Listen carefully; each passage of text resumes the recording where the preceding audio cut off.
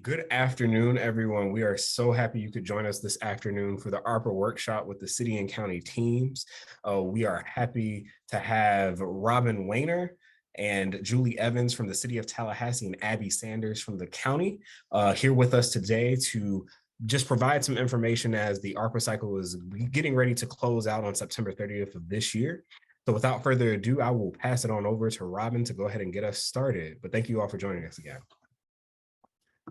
Thank you, Justin, and thank you, Amber, and all the other UPH staff for having us and all your support. I will take just a moment to share my screen.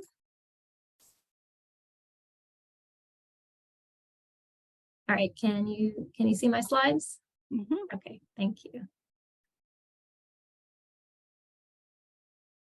Okay, so we, again, as Justin mentioned, Julie and I are from the city and Abby is from Leon County. This is your friendly public servants here spending the afternoon with you.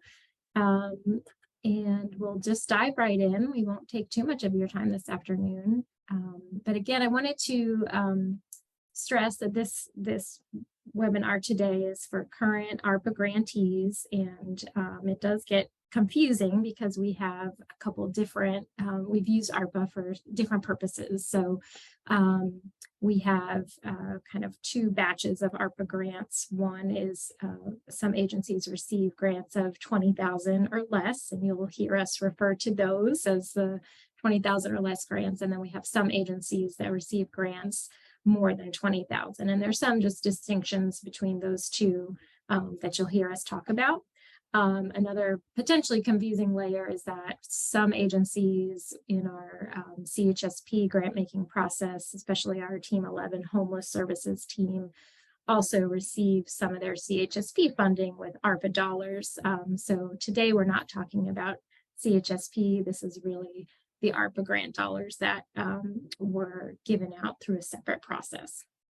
So if you have any questions about that, just let us know.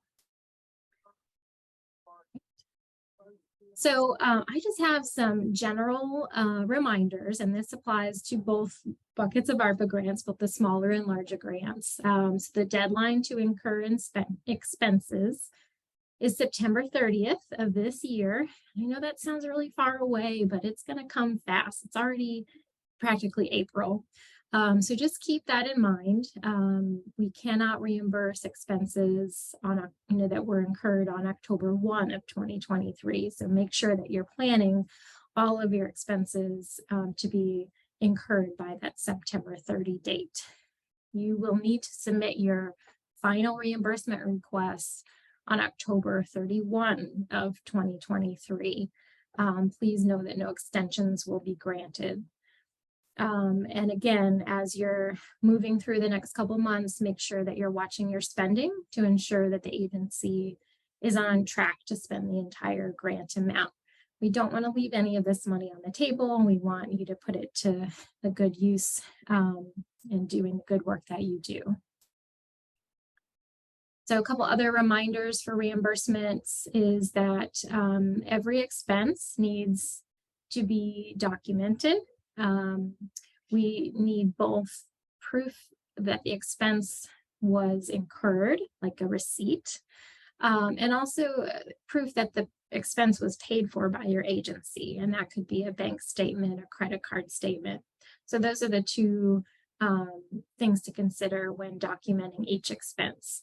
The receipt of purchase needs to have the date, be legible.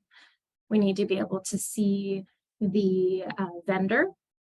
And if you have a receipt with many expenses, please highlight and circle those that you're including for reimbursement. Also, if you have a receipt or an invoice where you're not including all of it for reimbursement, it's also helpful to note, either handwritten or using Adobe, just kind of noting how much you are requesting of that particular expense. And please separate documentation by budget category. So if you have expenses in one category like supplies or personnel, if you can separate it as best you can into those different categories, that helps us to process your reimbursement more expediently.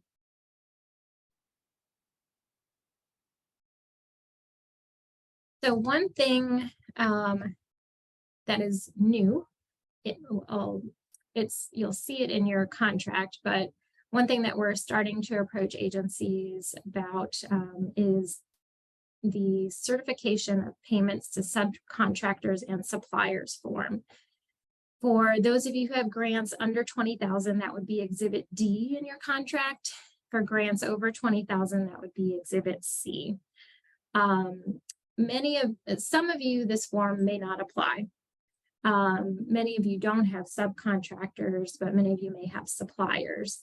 This is just a requirement since this is federal funds. This is a form that they require us to get from you all to certify that you are, if you are using ARPA funds to pay subcontractors or suppliers, that you are paying them and that there's no disputed invoice.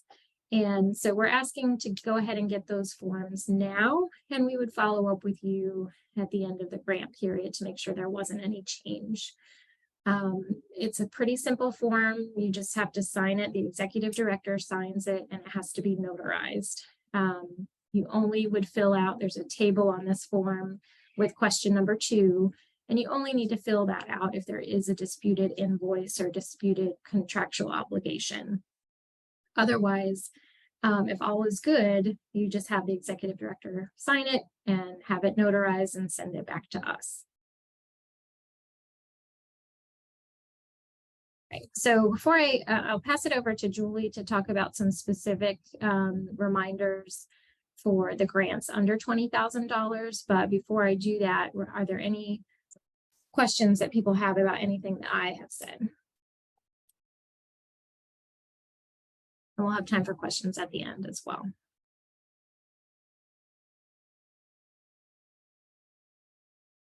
All right, well, I'll hand it off to Julie to talk a little bit more about specific guidance for grants that are $20,000 or less. Good afternoon, everybody. Can everybody hear me okay? Okay.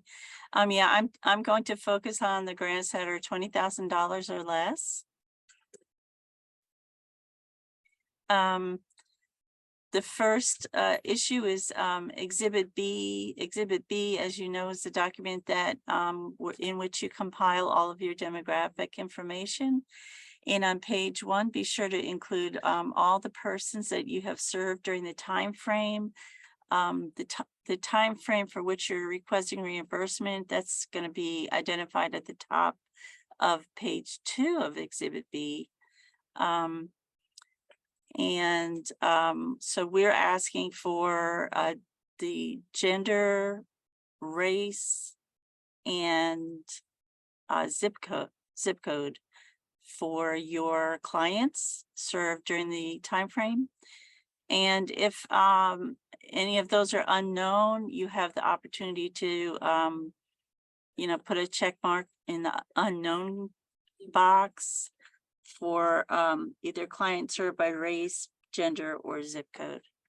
And it's very important to provide support documentation. The ideal documentation are client sign-in sheets for each of your events, or other records containing client demographics. I had somebody send me in a barcode form, which was fine.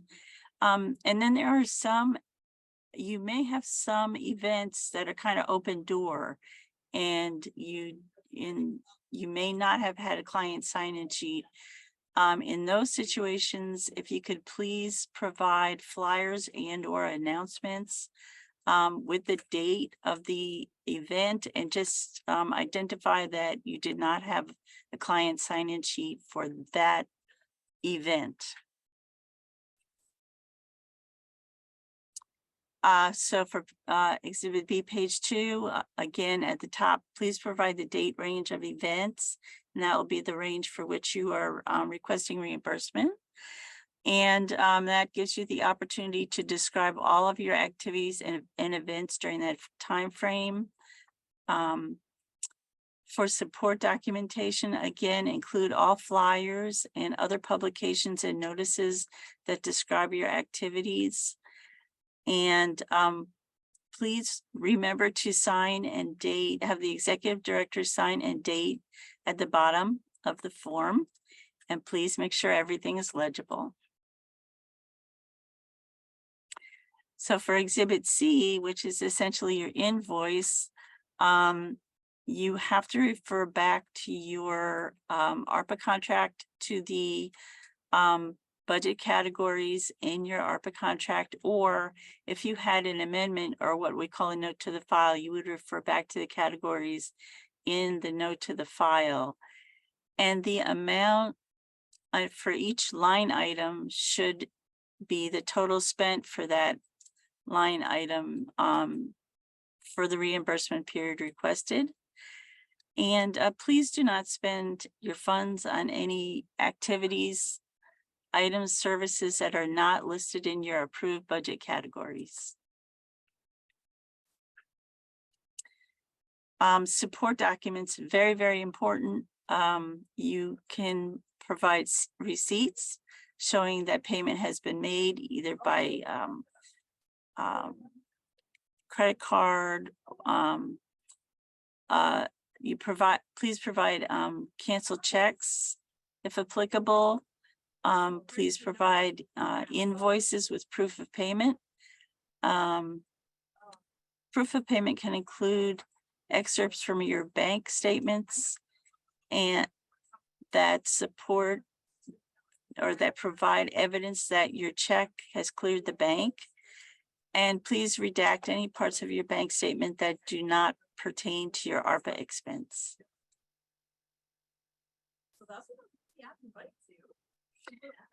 Okay, so we are in the process of reviewing agencies that have not yet fully spent out their ARPA grants, and some of the findings are the lack of demographic support data, missing activity dates, lack of flyers and announcements that support your Exhibit B activities, and in some cases there has been no signature on Exhibit B, page 2.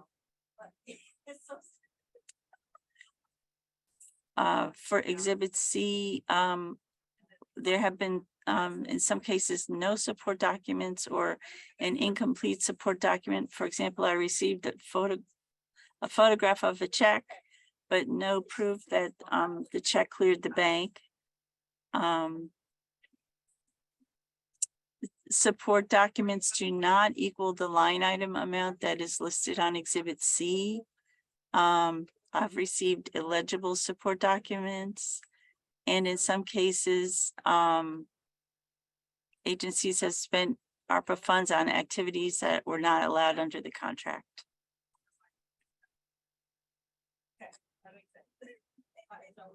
So does anybody have any questions? Or do we want to save those to the end?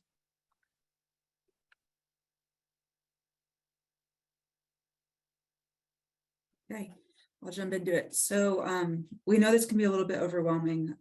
Lots of people have requested funding so far, but there is still a lot of funding left to be spent. And so as you guys are working on this, we have contracted with COCA, any UPHS and United Way to provide technical assistance and support.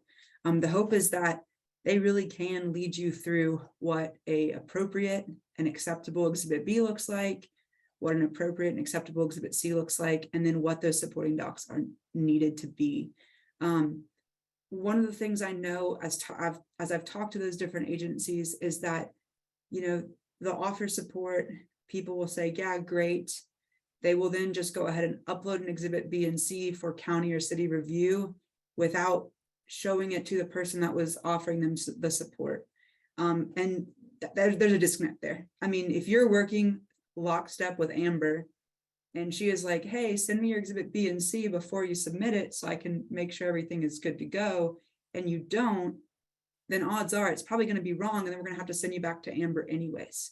And so just keep in mind that we're working with these organizations to help you have less things to correct, because we're not trying to sit on this money. We would like you all to be able to receive the reimbursements that you deserve because you've done the work, or to get prepared to get advances if you never got your initial advance and need that to spend your funds. And so just work with them. If you have questions for them, please reach out to them.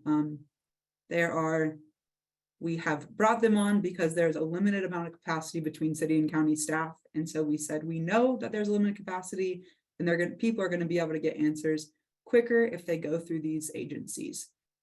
If you have a hard time getting in touch with these agencies, let us know. And we can also reach out on your behalf and say, hey, have you heard from so-and-so?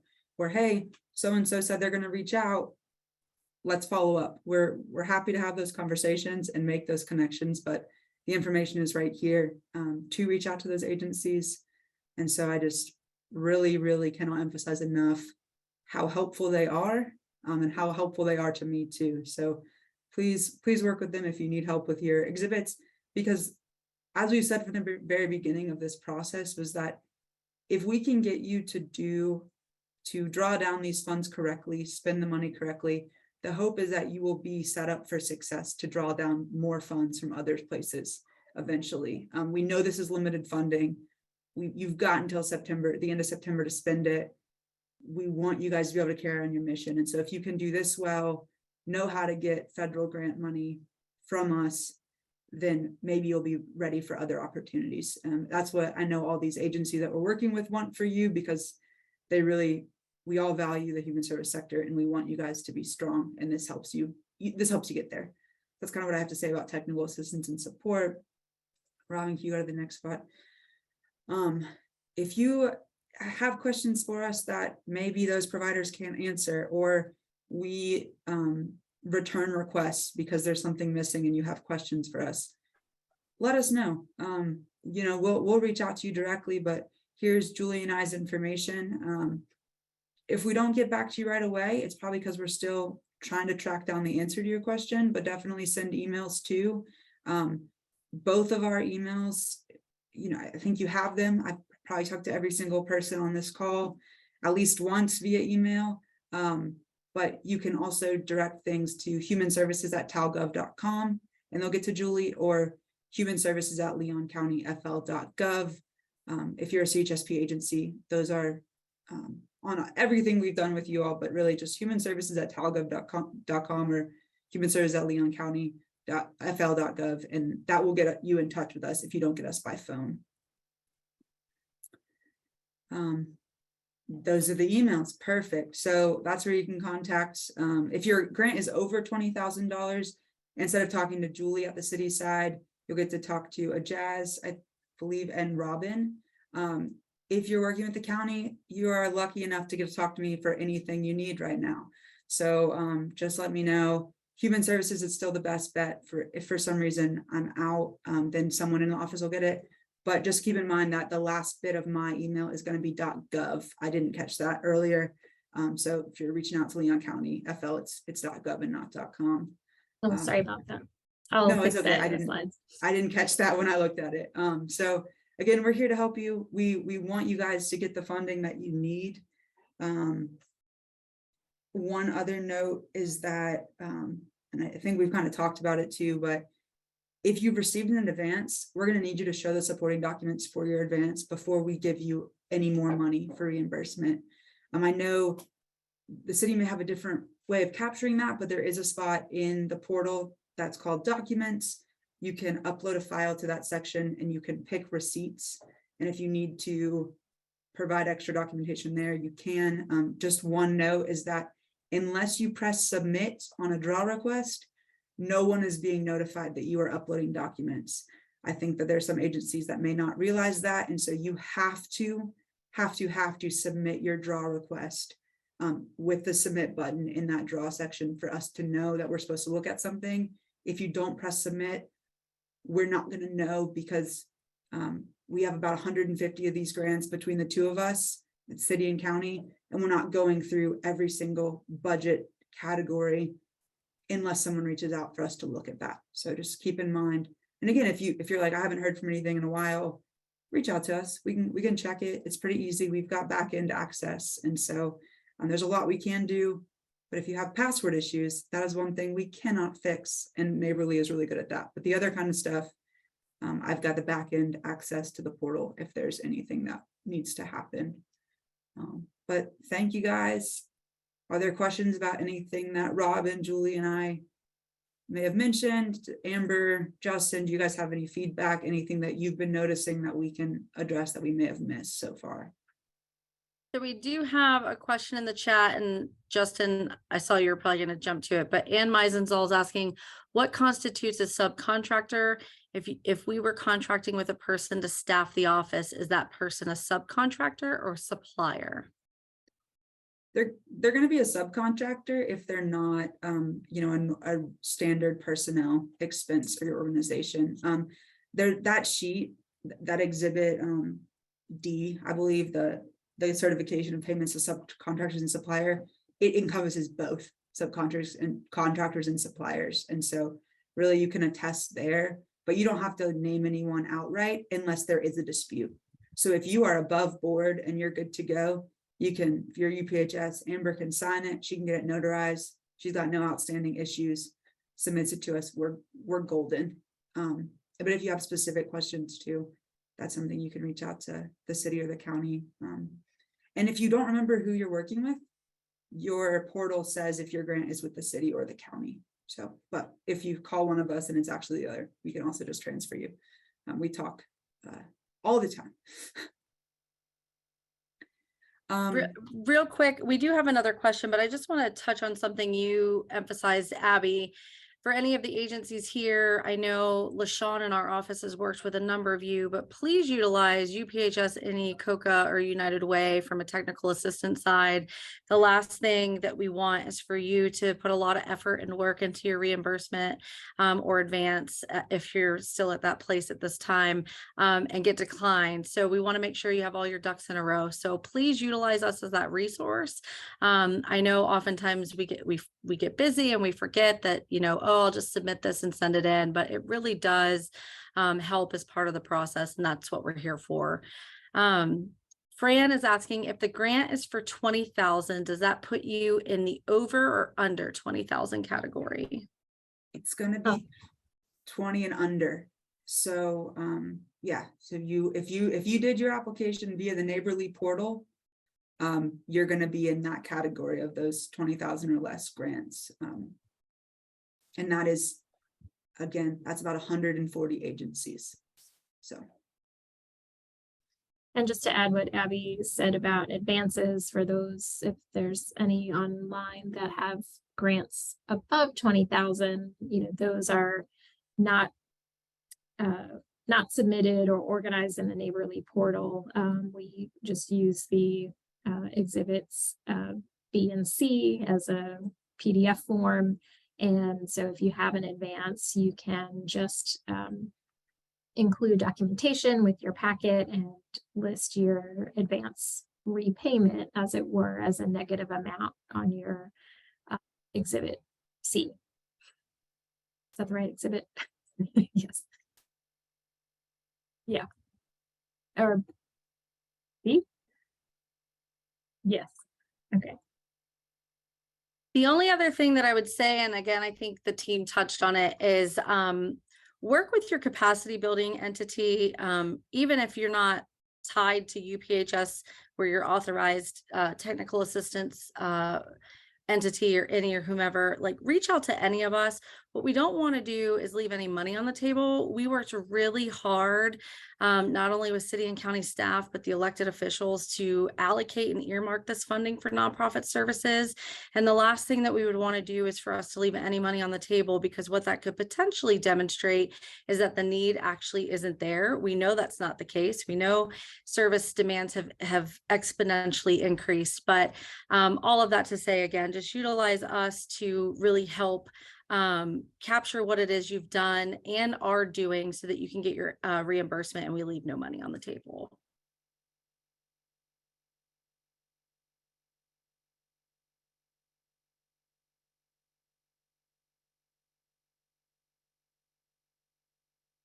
Got another question here. Betty Proctor asks, to clarify, we need to turn in receipts and bank statements?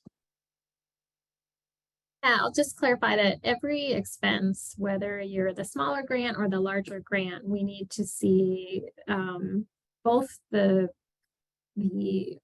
incurring of the expense, and that might be the receipt, and the proof that you paid for it. So for example, if you bought something on Amazon file folders, for example, we need to see the Amazon receipt that shows that it was purchased on X date, it was this amount from Amazon. But then we also need to see a bank statement or credit card statement, which you can highlight or circle that expense and redact everything else that proves that the agency paid for it.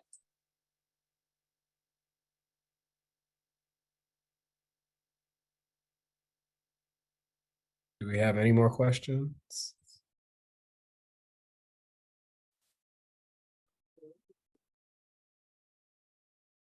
Alrighty, seeing none, just on behalf of the team here at UPHS, we want to thank the city and county staff for taking the time out to be able to share this information with you all. Again, as the cycle is closing, as Amber has stated, we want to emphasize the point that we're not trying to leave any money on the table. We are trying to show the need and definitely utilize all of the resources provided from our city and county government.